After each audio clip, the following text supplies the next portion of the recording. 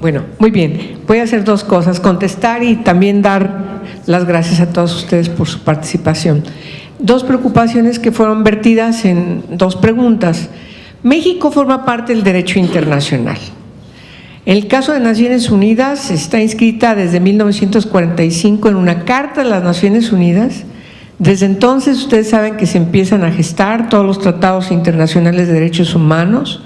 Claro, la Declaración Universal de los Derechos Humanos, si bien no es un tratado, sí, y por lo tanto no vincula, sí se ha convertido en un referente indispensable de todas las reformas legislativas, de todos los planes de trabajo, de todas las agendas de derechos humanos.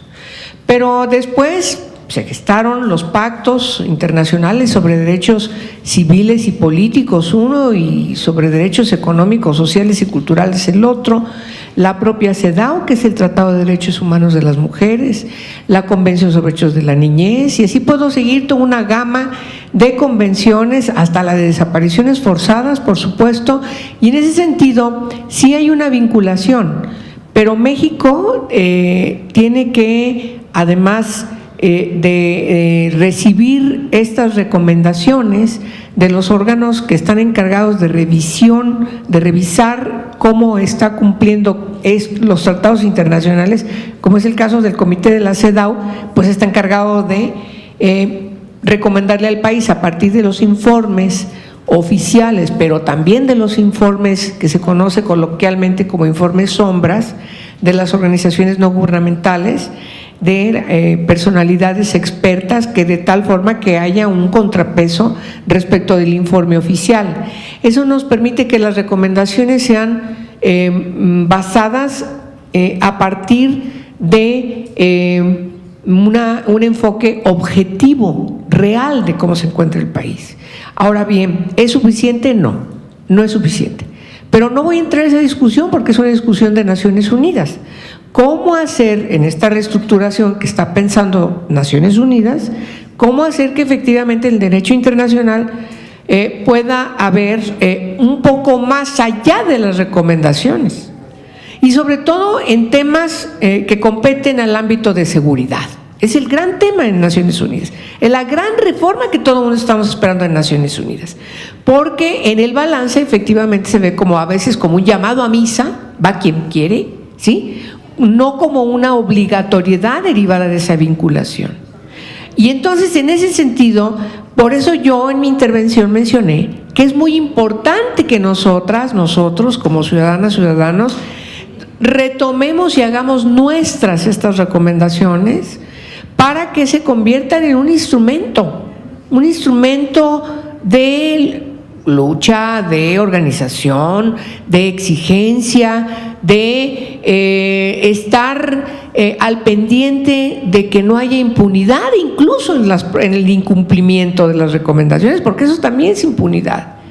Y entonces exigirle a los estados que gobiernan, a quienes están en los espacios de poder, incluyéndonos por supuesto también a nosotras, quienes estamos en los congresos, para que efectivamente cumplamos con nuestra responsabilidad de atender los reclamos, pero también de la ciudadanía, pero también las recomendaciones de quienes están encargados de decirnos al país, al Estado, no al país, sino al Estado, donde lo constituimos todos, de que cumplamos las recomendaciones. Y las recomendaciones del COCEDAW no tienen desperdicio del año pasado. Ya Gloria nos menciona dónde podemos bajarla, hay que propagandizarla. Un país, un pueblo, una sociedad no avanza si no conoce su marco jurídico, y las leyes tenemos que conocerlas, tenemos que exigirlas, incluso tenemos que exigirlas judicialmente.